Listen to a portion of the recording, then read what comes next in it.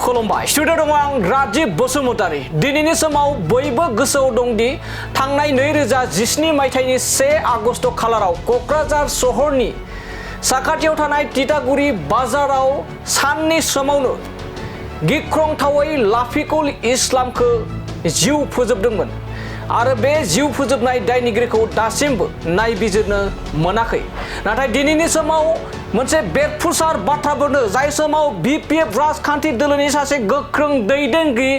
राजीव कुमार ब्रह्म जाय राजीव कुमार ब्रह्म बिथाङा बीजेपीआव जगदान जाहैदोंमोन आरो बीजेपी नागारनानै दिनै बावखुंग्रि विधानसभा बियाबाव उदां बिजाथि गसंदों बे उदां बिजाथि राजीव ब्रह्म बिथांनि सायाव बीपीएफनि बिजाथि बावखुंग्रि विधानसभा बियाबनि बीपीएफनि बिजाथि रूपम रय बिथाङा गिदिर अजद दैखांदों थांनाय 2017 मायथाइनि 1 आगस्ट खालाराव लाफिकुल इस्लाम जिउ फोजोबनायाव लोब्बा दं होननानै रूपम रय बिथाङा गिदिरथार अजद दैखांदों जाय लाफिकुल इस्लामखौ जिउ फोजोबनायनि थासारिया जा जाथाय दासिमबो माइनरिटी हारि सुबुंफोरनि सायाव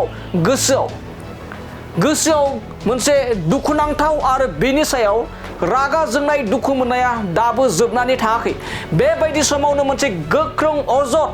बीपीएफनि मोनसे समनि दैदेनगिरि राजीव कुमार ब्रह्म बिथाङा बे लाफिकुल इस्लाम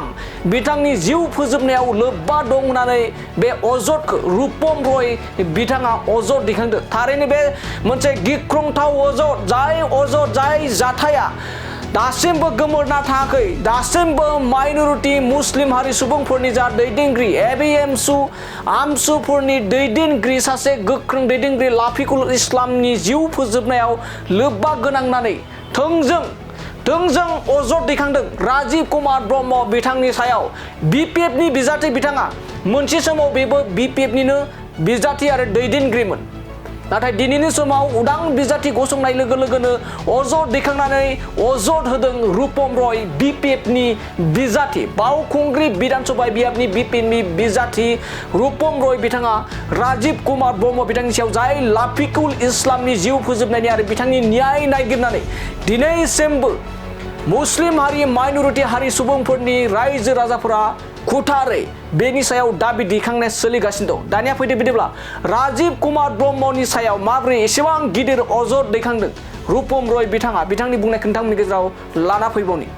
राजीव ब्रह्म डाঙৰীয়াই যিজনে লাফিকুলৰ হত্যাৰ ক্ষেত্ৰত তেখেতৰ সহযোগ আছিল মই ইমান দিনে কোৱা নাই ৰাজীৱ ব্ৰহ্ম ডাঙৰীয়াই যিজনে লাফিকুলৰ হত্যাৰ ক্ষেত্ৰত তেখেতৰ সহযোগ আছিল মই ইমান দিনে কোৱা নাই